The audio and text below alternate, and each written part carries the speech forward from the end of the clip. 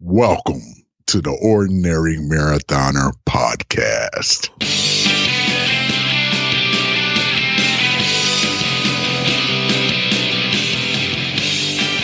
Hello and welcome to the Ordinary Marathoner podcast. My name is Coach Scott. I'll be your host today. It is Thursday, January 9th. I got a great show for you guys today. I got a great guest. Going to bring him on in just a moment. A return guest. We don't get many return guests here. So he's got to be special. He's definitely got good stories to tell. He's an author, so of course he's got good stories to tell.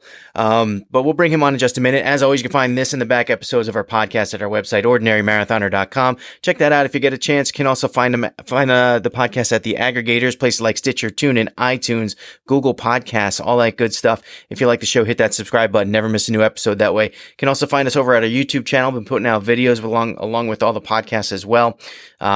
That's going pretty well. We'd love to have more subscribers over there, so help us out and hit that subscribe button over there as well. And lots going on in the community. We're working on the Ordinary Marathon. We just got our medal design finalized. We posted it the other day.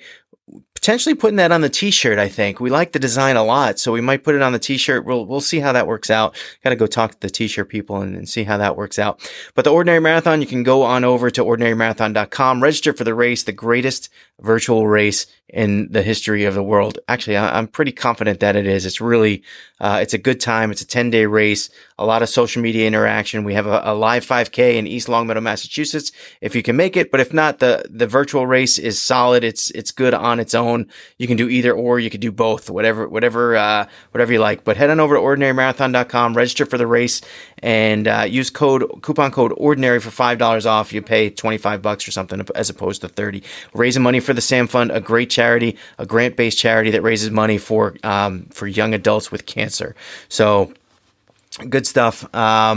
Good stuff. Good work there. Love that race. We've been working really hard on it this year. We're looking forward to it.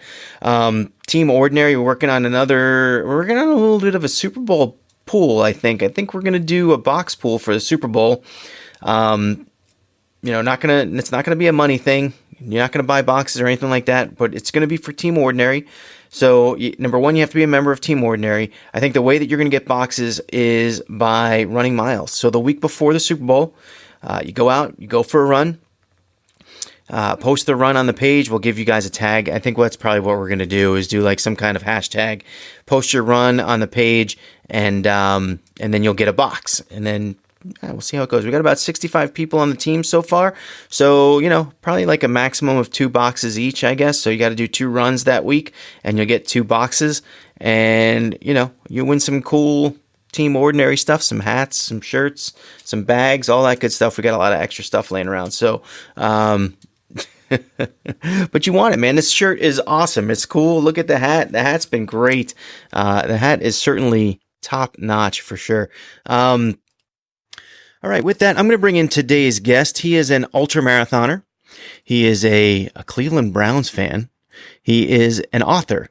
All of these, he's very generous to us too. Brian Burk, welcome to the podcast. Welcome back to the podcast, I should say.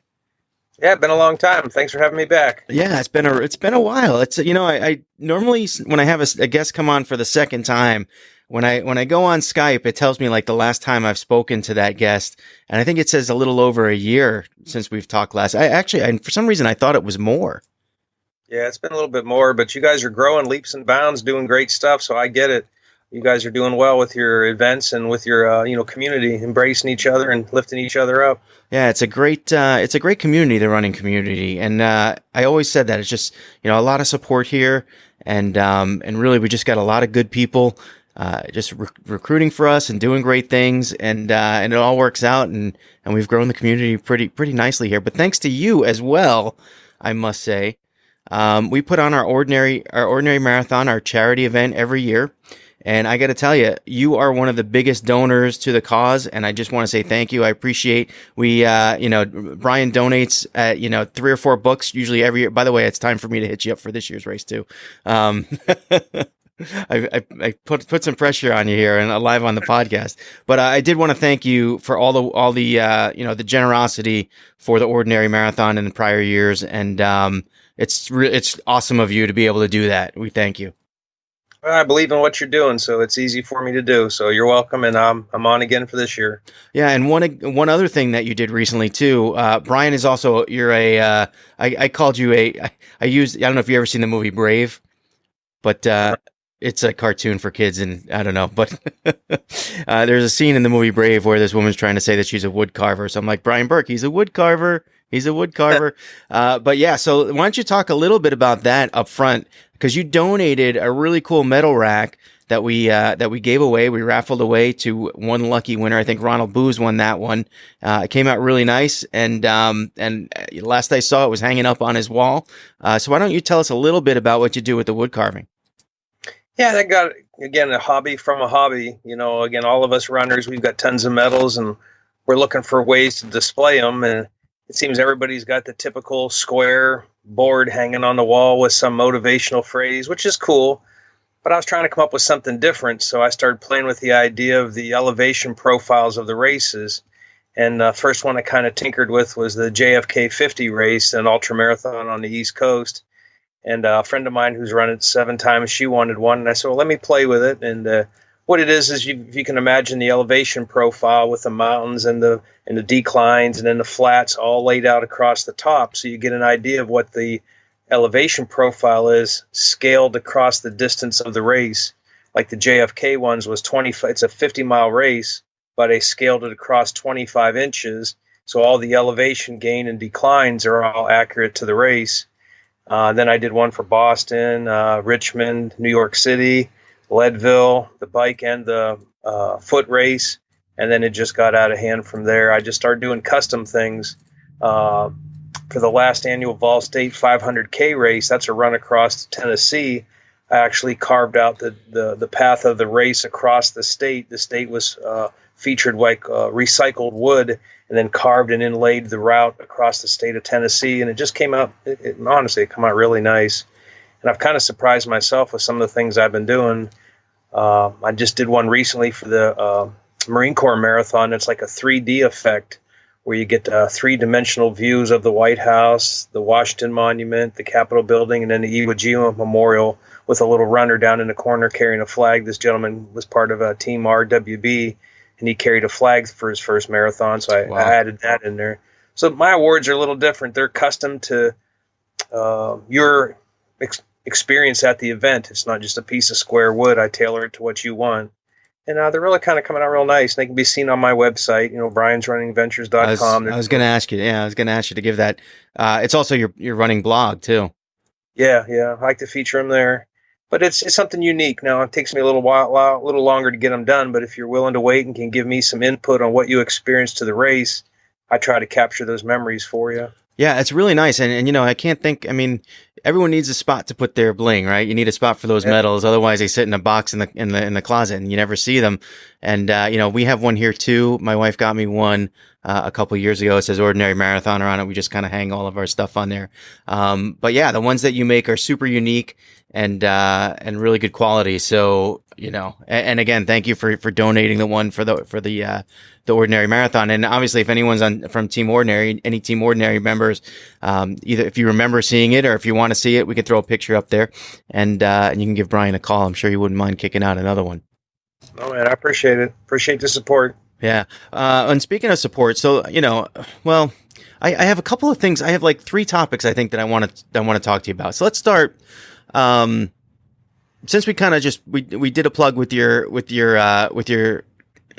metal racks, let's go to something a little more touching to you, a little more personal. The Cleveland Browns. Oh, oh boy! Because I think when we spoke last time, we're both in the same boat. It's kind of funny the way things work out. Because I'm a Jets fan, you're a Browns fan, and we were both rooting on terrible teams. And I think this year, we both kind of had a little bit. I think you probably had a little bit more reason to be positive. We wound up with very close records. It turned out in the end. But I think you guys. People had you winning it all this year. What happened? Geez, I don't know. And it's like a love affair that you can't get rid of. Honestly, next to my parents and my sister, my love of the Cleveland Browns is the longest relationship I have in my life, so you just can't get rid of it. I mean, I wish I could take a pill and give it all up, but I can't. Oh man, I hear you. This year, it looked like we were going to do something, so I guess the fall is even greater. When you think you might nug out a few wins and you don't, it's not so bad. When people are saying you're going to win the Super Bowl and then you crash and burn, that fall's terrible. And this year, I was just so glad the season's over. And then they blew up the team again.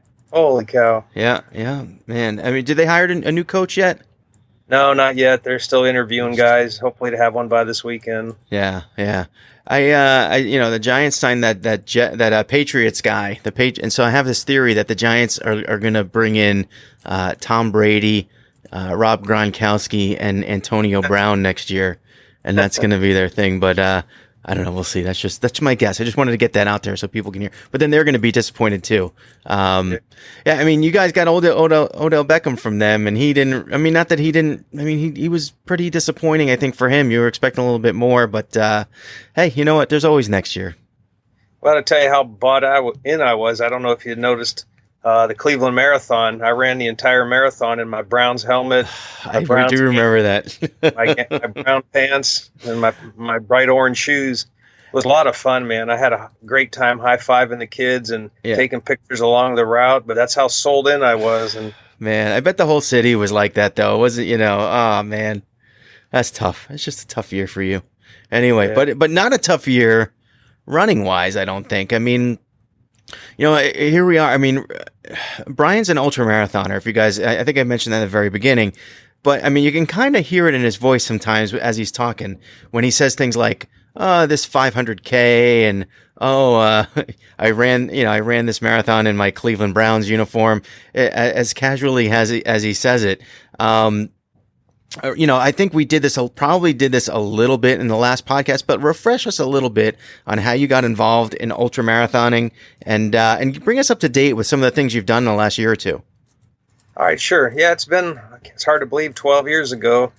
I was a marathon guy, and I was struggling to get to 4 hours. I was struggling to put in 30, maybe 40 miles a week in my training. And I went to a running store and I saw this little flyer that said a 24-hour run. And there's something about running for 24 hours that said, I could do it. And I showed up there in fairly good shape with this great plan that I was going to run like 125 miles in 24 hours. And I started off like it was a marathon, like 3 to 4 hours in, people are walking.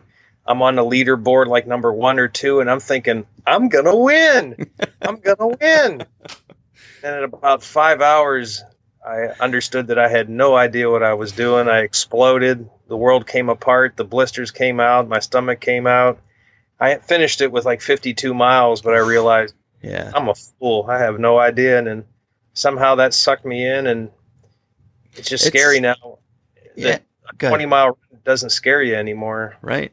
Isn't it amazing how sometimes you go after a goal that you have no clue on how you're going to do, and then you fail, but something about it makes you want to conquer it. And so, I mean, eventually you have. I feel like the other day you casually mentioned that you ran 50 miles. Yeah, that's crazy too.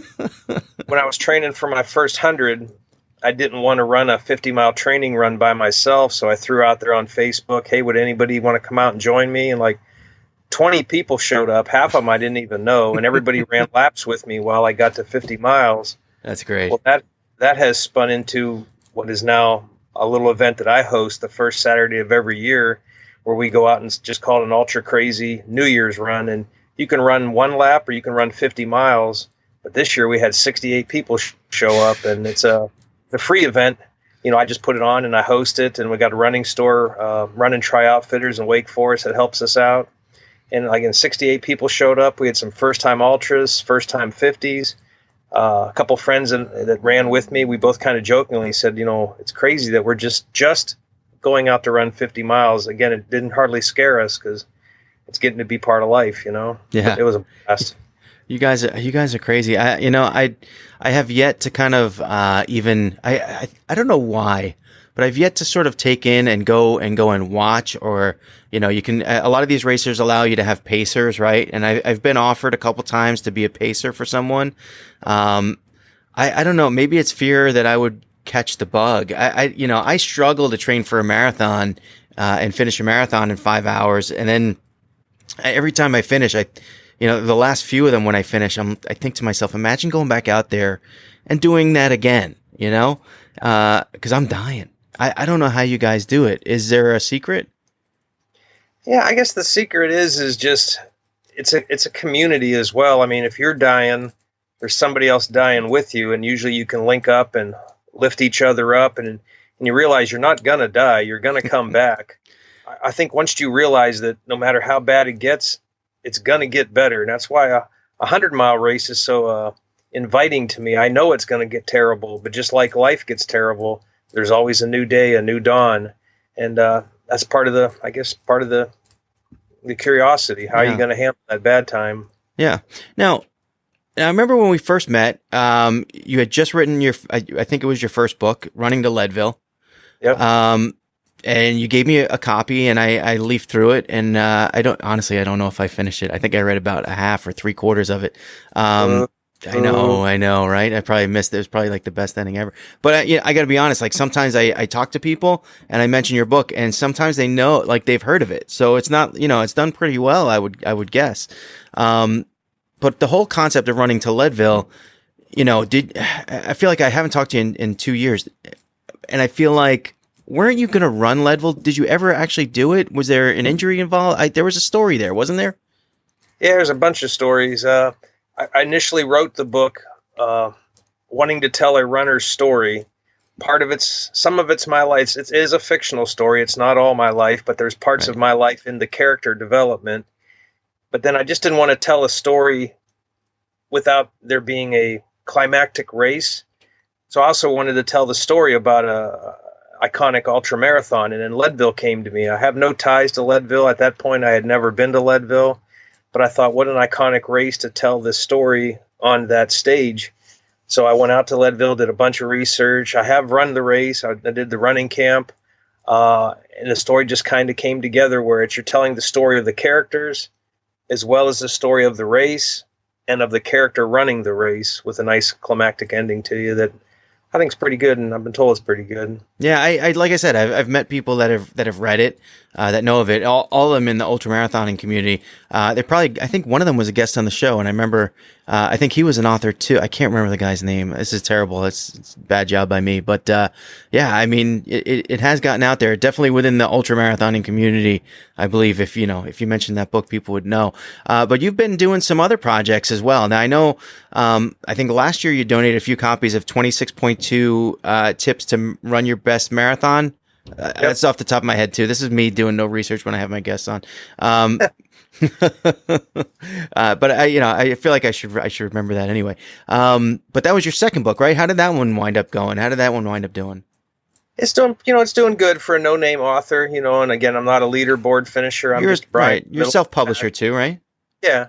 So PR is always a struggle. You got to get the word out there, but it costs so much. So it's strictly word of mouth advertising that I do. Yep. But that book, it's not so much a training guide on how to run a marathon. It's just everything I've learned over almost 20 years now of running marathons and what you can do to run faster without running faster. Just different strategies, just different tips. And of course, there's a bunch of crash and burn stories in there as well, where I, was crying on the side of the road, wanting my mommy and stuff like that to keep it humorous and light. Yeah, those are the best ones. No, the best ones are when you're triumphant, and I'm sure that there's a bunch in there as well. There's a few, but there's some funny ones too.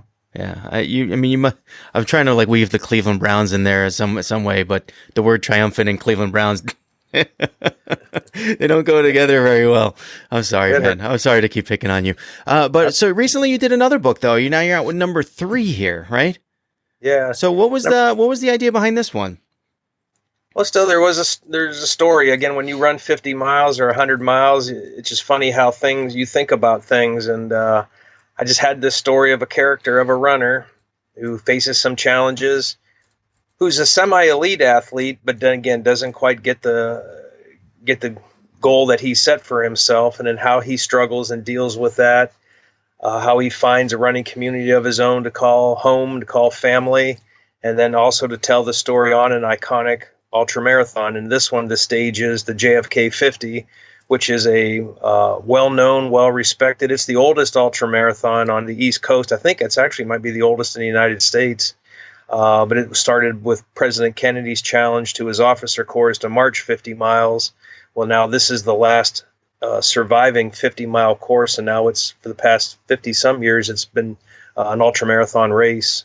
So that's the stories told on that stage. And it's gone over real well. The race director, Mike Spindler, he read it, which I was kind of nervous about because you want to make sure you do justice to the race and to the race history. Yeah, definitely. And, he was so touched by the story and how I captured the race that he wrote the foreword for me, which I was, that's great. That's the ultimate compliment that you can get. Yeah, did he volunteer for that, or did you ask him? Well, again, I got a little bit of strategy in my mind. I thought once it's done and complete, I would send it to him and see what he thought. And then when he wrote back how much he liked it and enjoyed it and could relate to the character, then I kind of asked him, hey, would you mind writing a foreword? And Perfect he was guy to do it. Yeah, perfect guy to do it, I guess. And then he gave me a spot in the expo too, and didn't charge me anything to push the book. Jeez. And he was real helpful with PR. So I'm real thankful to the race community. Have you run that one? I have 4 times. Ah, there you go. So you're a veteran there. Yeah, the JFK race is unique because it's almost like a triathlon. It starts out 15 miles on the Appalachian Trail, running into mountains. Then it goes down onto the C&O Canal Path, about 26 plus miles of just flat terrain, about a 1% incline. And then you finish with 8 miles of rolling roads going into the finish. So it's kind of like you got 3 different terrains and 3 different types of races all in one. And again, it's got a lot of history behind it. Absolutely love the race. When did the book come out about the race? When did the and is it? I mean, it's got to be more about the story, but within the race, right? Yeah. Again, most of my stories, there's the character development, there's the conflict, there's the relationship, and that finds its way to the race, and then there's a story told within the race itself. Yeah, I mean, the title of the book is Unfinished, right? Yeah. Which, I mean, that appears to be a story in and of itself right there. I mean, that's got to be sort of, there's something there about a runner.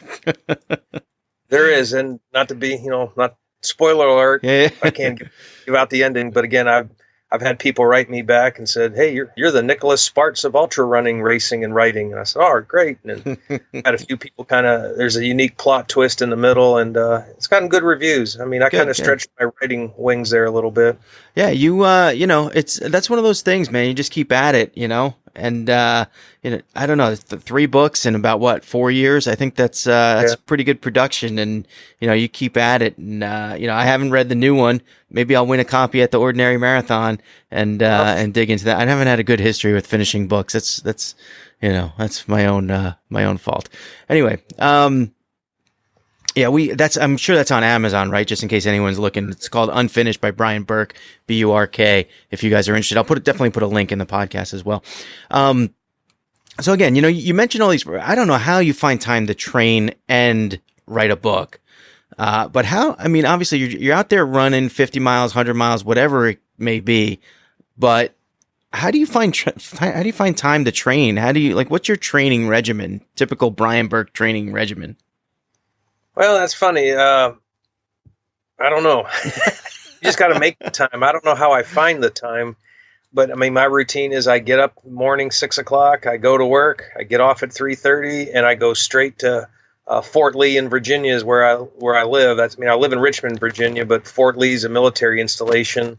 There's Civil War battlefield trails that you can run on, so it's safe to run there. You don't have to worry about getting run over. And as soon as I get off work, I drive the 10 miles to Fort Lee, and I just get it done. And then I come home and eat, sleep, wake up, and do it all again. And then on the weekends, I go down to we have I don't want to say it's a retirement home. We just happen to find where we want to retire before we could retire.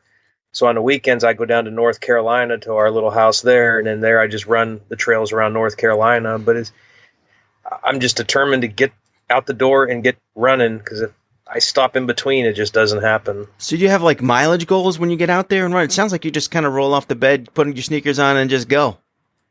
Yeah, no, I've got a little training plan, and this year I'm trying to get more focused. I'm going back to Leadville this summer, and I've got to make every workout count, where in the years past it was a lot of, I don't want to call them junk miles, but it was just low and slow, just get it done. Well, now it's trying to focus, hill work, speed work, dragging a tire.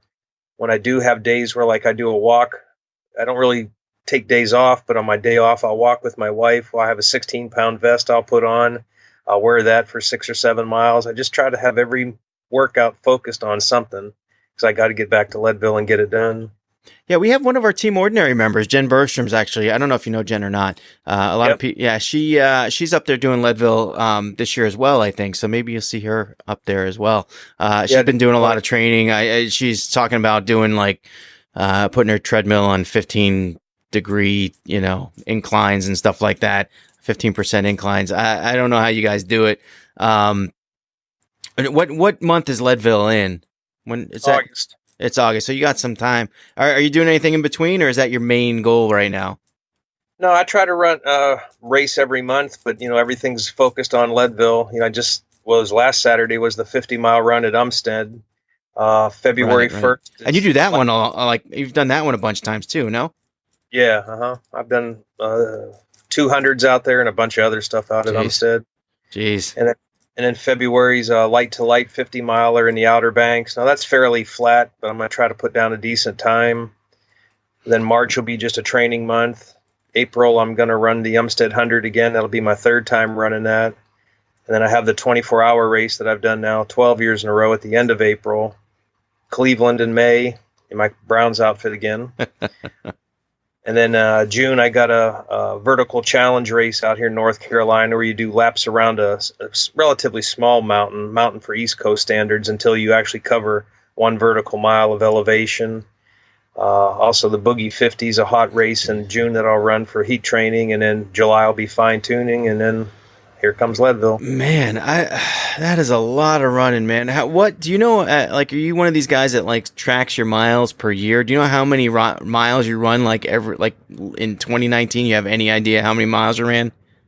Yeah, I'm one of them weirdos that count every mile and log it on my Excel spreadsheet and Strava and notebooks and all that. Right. 19 was a tough year because I had fallen in February and banged up my knee. I gutted it out till June, but I thought my running career was over in June. I actually had to stop for all summer. So I finished with about 1,900 miles, maybe tickling 2,000. Yeah. But that was with 3 months off. I remember you were injured. I remember, I do remember that. And I remember you came back. I don't know if you said 3 months, but for me, I remember it being relatively quickly. I felt like you were, that when it happened, you were nervous about it, but you got back relatively quickly for what I thought. And good to see you still going, man. Yeah. Once I quit, and then once I figured I was able to run again, in 6 weeks, I ran a marathon and 100.5 miles at a 24-hour event. So I came back rather fast. I don't recommend that plan, but it worked. I love how it just rolls off the tongue. I don't think I'm ever going to get over it talking to you. It's like, I ran a marathon here and I ran 50 here, and then I got to do a mile of elevation. And it's like, things that most people just cannot even think of doing. Do you talk to a lot of sort of non-ultramarathoners, and what do they typically say when you tell them what you do for fun? Oh, they think we're just absolutely crazy. I'm like an industrial arts instructor as a trade. I teach mechanics at our DuPont Richmond site. And, it slips out, as runners, we drop it every time we get a chance of what we do. And sometimes I do it just to see what their faces look like. But typically it's that double take of, you did what? Okay, I'm over how many days? Did you just take a nap? And it's just, I guess, something you do. You just get sucked in. Yeah, it's obviously wrapped its arms around you, and you definitely have the bug you've had for a few years now. I don't know. What do you say? What do you say? What do you say to? You ever get people that say, "All right, you've gotten into this over the last 10 years or so. How would I go about training or getting involved? Would you recommend something for some, ultra marathoning for someone who, I don't know, maybe runs, casually or without going the distance, without going those distances, if they approached you and said, "Hey, how do I get into this? How do I start?" What would your advice be? Well, first you look at, where they're at fitness level. You being a trainer, that, but I typically tell everybody, if I can do it, you can do it. Now, again, I've been going at it for 20 years running and 12 years of ultras, so I can go jump into 100, not get destroyed. But if I can do 100, you can do it too if you train right, if you pace yourself right, and if you gradually build up on it, get those time on your feet. Because it's not just an endurance thing. I mean, you've got to harden your body to be able to take that continual abuse, that continual repetition use on those muscles. But I'm a perfect example. I mean, I got kicked off my 9th grade football team because I couldn't run a mile. If I can turn myself around and I can decide to run a marathon and now ultras, you can too. You just got to want to do it. Yeah, and I love that advice about being on your feet. I do think, a lot of us, they just, you have your office job or whatnot, and you sit in that chair all day long. A lot of people have the Fitbits now, and your Garmin will tell you how many steps you take in a given day. And I know some days I'm shocked when I look down and I haven't, maybe I rode the bike today or something like that. I didn't get a lot of steps in, but I'll look down, I have like 3,000 steps. And I know some people that live in New York City, it's a walking town, and they take 10,000 steps a day, and it's, and it shows because they pick this stuff up pretty quickly compared to someone who would, who might only be walking 2,000-3,000 steps a day.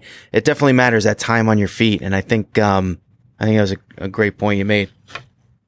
Yeah. I mean, it's funny, race day, we all kind of eyeball up our competition on the starting line, and sure, there's been many ultras where you look over and you see the, the young stud dude, and you look at him and think, oh man, he's going to dust me. And then 12 hours in, he's got the blisters, he's got the chafing, he's got the cowboy walk, and the next thing you know, he can't keep up with chubby old guy me. But but you got to harden your body to take these miles. It's not just an endurance thing. It's a again, you got to harden the body. Yeah, I tell my athletes some days, they're like, oh, we ran 12 miles yesterday. Why don't I have to do another workout today? It's like, just go walk, just go do, get out there and go. Don't sit on your butt all day. You got to do something. And I think it really, really helps just to get used to being on your feet. It's a great point. Any more books for you? Yeah, I've got a couple other in my mind. I got a few started and halfway finished. I just couldn't get over the hump of what the scene was. And I've got a few others floating around in my brain. I just got to start getting back to it. The woodworking is kind of taking up a lot of my free time, so I got to decide, what am I? Ultrarunner, woodworker, storyteller, or half and half of all of them. Hey, you know what, dude? You are making good use of your time. You're not sitting there watching TV all day. You seem to have a lot of productive outlets. I can appreciate that for sure. Yeah, I'd like to get out. I mean, I enjoy what you do with the blogging and the podcast. And it's like I'd have to clone myself. I don't know where I would get the time. Well, you do. I mean, you have the blog, and you do. I mean, you typically recap your races, right? I mean, honestly, I haven't paid too much attention to the blog, but I know whenever whenever I see that you post a story, I check it out because it's it's always some story about running 100 miles or something like that, and those things. Whenever I read a story like that, I'm just captivated because I just can't believe that people do this, and it's incredible. It's always incredible, and I don't know. I think weave that in with the fact that you're an author. No wonder you're an author. You experience these things and you have stories to tell. It's a great outlet for you. Yeah, I mean, that's my stories. I want to capture the drama of the race as well. A lot of people. I got tired of reading training manuals. I got tired of reading diet manuals and heart rate. I wanted a story. I wanted to live in that person's emotions, and that's what I try to do. I try to tell a little bit about running, a lot about relationships, and the drama of the race. And it's been a good outlet. Yeah. So, I mean, when can we expect the next one? Well, first of all, this one just kind of recently came out. It hasn't been out for too long, unfinished. You should definitely check that one out if you can. Check it out on Amazon. You can download it there. It's probably on Kindle as well, right?